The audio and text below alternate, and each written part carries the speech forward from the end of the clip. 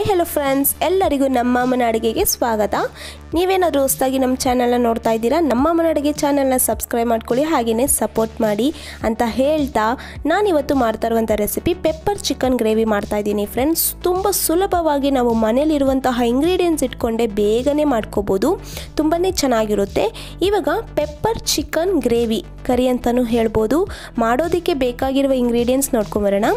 ಇಲ್ಲಿ ನಾನು ಟೊಮೆಟೊನ ಈ ಥರ ಕಟ್ ಮಾಡಿ ಇಟ್ಕೊಂಡಿದ್ದೀನಿ, 2 ಟೊಮೆಟೊ, 3 ಈರುಳ್ಳಿನ ಈ ಥರ ಚಿಕ್ಕದಾಗಿ ಕಟ್ ಮಾಡಿ ಇಟ್ಕೊಂಡಿದ್ದೀನಿ, ಕೊತ್ತಂಬರಿ ಸೊಪ್ಪು 1/4 ಕಪ್ ತೊಗೊಂಡಿದ್ದೀನಿ, ಕರಿಬೇವು 1 ಟೇಬಲ್ ಸ್ಪೂನ್, ಧನಿಯಾ 1.5 ಟೇಬಲ್ ಸ್ಪೂನ್, ಕಾಳುಮೆಣಸು 1 ಟೇಬಲ್ ಸ್ಪೂನ್, ಲವಂಗ 4, ಚಕ್ಕೆ ಅರ್ಧ ಇಂಚಷ್ಟು 2 ಪೀಸ್ ತೊಗೊಂಡಿದ್ದೀನಿ, ಏಲಕ್ಕಿ 2, ಜೀರಿಗೆ 1 ಟೀ ಸ್ಪೂನ್, ಸೋಂಪು 1 ಟೀ ಸ್ಪೂನ್, ಅಚ್ಕಾರದ ಪುಡಿ 1 ಟೇಬಲ್ ಸ್ಪೂನ್, ಅರಿಶಿನ ಪುಡಿ 1/4 ಟೀ ಸ್ಪೂನಷ್ಟು ತೊಗೊಂಡಿದ್ದೀನಿ, ಶುಂಠಿ ಬೆಳ್ಳುಳ್ಳಿನ ಹತ್ರ ಜಜ್ಜಿಟ್ಕೊಂಡಿದ್ದೀನಿ 1 ಟೇಬಲ್ ಸ್ಪೂನ್ ಆಗೋಷ್ಟು, ರುಚಿಗೆ ತಕ್ಕಷ್ಟು ಉಪ್ಪು, ಎಣ್ಣೆ 3ರಿಂದ 4 ಟೇಬಲ್ ಸ್ಪೂನ್, ಮೊಸರು 1/4 ಕಪ್ ತೊಗೊಂಡಿದ್ದೀನಿ. 1 kg ಚಿಕನ್ನ ಈ ಥರ ಕ್ಲೀನಾಗಿ ವಾಶ್ ಮಾಡಿ ಇಟ್ಕೊಂಡಿದ್ದೀನಿ ನಾನು. ಇವಾಗ ನಾನು ಫಸ್ಟು ಮ್ಯಾರಿನೇಟ್ ಮಾಡ್ಕೊತೀನಿ, ಅದಕ್ಕೆ ನಾನು ಒಂದು ಬೌಲ್ಗೆ ಚಿಕನ್ನ ಹಾಕ್ಕೊತಾ ಇದ್ದೀನಿ. ಇವಾಗ ಮೊಸರನ್ನು ಹಾಕ್ಕೊತಾ ಇದ್ದೀನಿ. ಈ ಥರ ನಾವು ಮೊಸರು ಹಾಕಿ ಮ್ಯಾರಿನೇಟ್ ಮಾಡೋದ್ರಿಂದ ಚಿಕನ್ ಸಾಫ್ಟಾಗಿರುತ್ತೆ. ಇವಾಗ ಅರಿಶಿನ ಪುಡಿ ಹಾಕ್ಕೊತಾ ಇದ್ದೀನಿ, ಹಾಗೆಯೇ ಒಂದು ಸ್ವಲ್ಪ ಉಪ್ಪನ್ನು ಹಾಕ್ಕೊತಾ ಇದ್ದೀನಿ. ಹಾಕ್ಕೊಂಡು ಕೈಯಲ್ಲೇ ಚೆನ್ನಾಗಿ ಮಿಕ್ಸ್ ಮಾಡ್ಕೋಬೇಕಾಗುತ್ತೆ. ನೋಡಿ ಫ್ರೆಂಡ್ಸ್, ಈ ಥರ ಮಿಕ್ಸ್ ಮಾಡಿಕೊಂಡು ಒಂದು 15 ನಿಮಿಷ ಮ್ಯಾರಿನೇಟ್ ಮಾಡೋಕ್ಕೆ ಬಿಟ್ಟರೆ ಸಾಕಾಗುತ್ತೆ. ಆವಾಗ ಚಿಕನ್ ಎಲ್ಲ ಸಾಫ್ಟಾಗಿ ಚೆನ್ನಾಗಿರುತ್ತೆ. ಇವಾಗ ಒಂದು 15 ನಿಮಿಷ ಬಿಡ್ತಾ ಇದ್ದೀನಿ.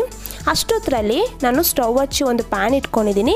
ಇವಾಗ ನಾವು ಡ್ರೈ ಪೌಡರ್ ಮಾಡ್ಕೋಬೇಕಾಗುತ್ತೆ. ಅದಕ್ಕೆ ನಾನು ಇಲ್ಲಿ ಚಕ್ಕೆ, ಲವಂಗ, ಏಲಕ್ಕಿ ಹಾಕ್ಕೊಂಡು ಒಂದು ಸ್ವಲ್ಪ 10 ಸೆಕೆಂಡ್ಸ್ ಈ ಥರ ಫ್ರೈ ಮಾಡ್ಕೊತಾ ಇದ್ದೀನಿ ಲೋ ಫ್ಲೇಮಲ್ಲೇ.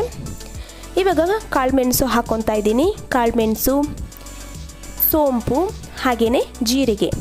ಇವಾಗ ಇದು ಹಾಕ್ಕೊಂಡು ಒಂದು ಸತಿ ಚೆನ್ನಾಗಿ ಫ್ರೈ ಮಾಡ್ಕೊತಾ ಇದ್ದೀನಿ. ಲೋ ಫ್ಲೇಮಲ್ಲೇ ಫ್ರೈ ಮಾಡ್ಕೊಳ್ಳಿ, ಒಂದು 10 to 15 ಸೆಕೆಂಡ್ಸ್ ಫ್ರೈ ಮಾಡಿಕೊಂಡ್ರೆ ಸಾಕಾಗುತ್ತೆ. ಇವಾಗ ನಾನು ಧನಿಯಾನ ಹಾಕ್ಕೊತಾ ಇದ್ದೀನಿ. ಇವಾಗ ಧನಿಯಾ ಹಾಕ್ಕೊಂಡು ಒಂದು 30 ಸೆಕೆಂಡ್ಸು ಫ್ರೈ ಮಾಡ್ಕೊಬೇಕಾಗುತ್ತೆ. ಇವಾಗ ಇದೆಲ್ಲ ಫ್ರೈ ಮಾಡಿಕೊಂಡು ತಣ್ಣಗಾಗೋದಕ್ಕೆ ಬಿಡ್ತಾಯಿದ್ದೀನಿ. ಇವಾಗ ಸ್ಟವ್ ಹಚ್ಚಿ ನಾನೊಂದು ಕಡಾಯನ್ನು ಇಟ್ಕೊಂಡಿದ್ದೀನಿ. ಇವಾಗ ಇದಕ್ಕೆ ನಾನು ಎಣ್ಣೆನ ಹಾಕ್ಕೊತಾ ಇದ್ದೀನಿ. ಒಂದು 3 ಟೇಬಲ್ ಸ್ಪೂನ್ ಎಣ್ಣೆನ ಹಾಕ್ಕೊಂಡು ಇವಾಗ ಈರುಳ್ಳಿನ ಹಾಕ್ಕೊಂಡು ಫ್ರೈ ಮಾಡ್ಕೋಬೇಕಾಗುತ್ತೆ. ಈರುಳ್ಳಿನೂ ಅಷ್ಟೇ ಲೈಟಾಗಿ ಗೋಲ್ಡನ್ ಬ್ರೌನ್ ಬಂದರೆ ಸಾಕಾಗುತ್ತೆ, ಅಲ್ಲಿವರೆಗೂ ಫ್ರೈ ಮಾಡ್ಕೋಬೇಕು. ಇವಾಗ ಸ್ವಲ್ಪ ಉಪ್ಪನ್ನು ಹಾಕ್ಕೊಂಡು ಫ್ರೈ ಮಾಡ್ಕೊತಾ ಇದ್ದೀನಿ, ಆವಾಗ ಬೇಗ ಫ್ರೈ ಆಗುತ್ತೆ. ನೋಡಿ, ಈರುಳ್ಳಿ ಎಲ್ಲ ಚೆನ್ನಾಗಿ ಫ್ರೈ ಆಗ್ತಾಯಿದೆ. ಇವಾಗ ನಾನು ಶುಂಠಿ ಬೆಳ್ಳುಳ್ಳಿನ ಜಜ್ಜಿಟ್ಕೊಂಡಿದ್ನಲ್ಲ ಅದನ್ನ ಹಾಕ್ಕೊತಾ ಇದ್ದೀನಿ. ನೀವು ಬೇಕಂದರೆ ಪೇಸ್ಟ್ ಕೂಡ ಮಾಡಿ ಹಾಕೋಬೋದು, ಇಲ್ಲ ಈ ಥರ ಕೂಡ ಹಾಕೋಬೋದು. ಇವಾಗ ಇದನ್ನು ಕೂಡ ಹಸಿ ವಾಸನೆ ಹೋಗುವವರೆಗೂ ಫ್ರೈ ಮಾಡ್ಕೋಬೇಕು.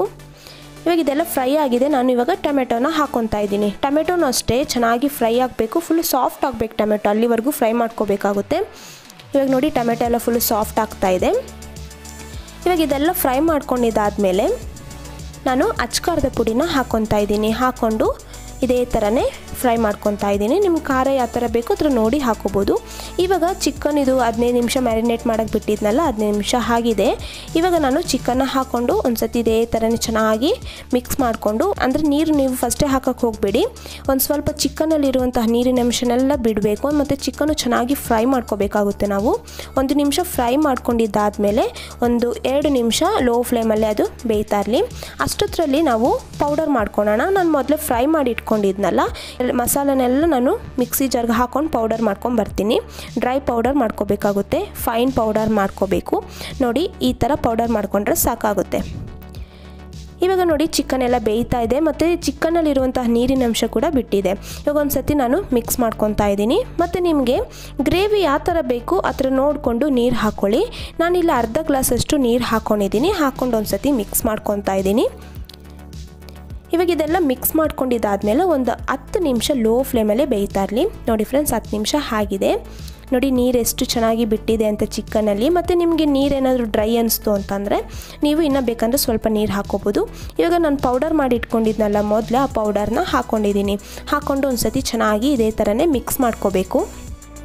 ಮಿಕ್ಸ್ ಮಾಡ್ಕೊಂಡಿದ್ದಾದಮೇಲೆ ನಾನು ಇದಕ್ಕೆ ಕರಿಬೇವನ್ನು ಹಾಕ್ಕೊತಾ ಇದ್ದೀನಿ. ನೋಡಿ, ಈ ಥರ ಮೇಲ್ಗಡೆ ಕರಿಬೇವು ಹಾಕ್ಕೊಂಡು ಒಂದು 5 ನಿಮಿಷ ಲೋ ಫ್ಲೇಮಲ್ಲಿ ಬೇಯಲಿ. ನೋಡಿ 5 ನಿಮಿಷ ಆಗಿದೆ. ನೋಡಿ ಎಣ್ಣೆ ಎಲ್ಲ ಎಷ್ಟು ಚೆನ್ನಾಗಿ ಬಿಟ್ಟಿದೆ ಅಂತ.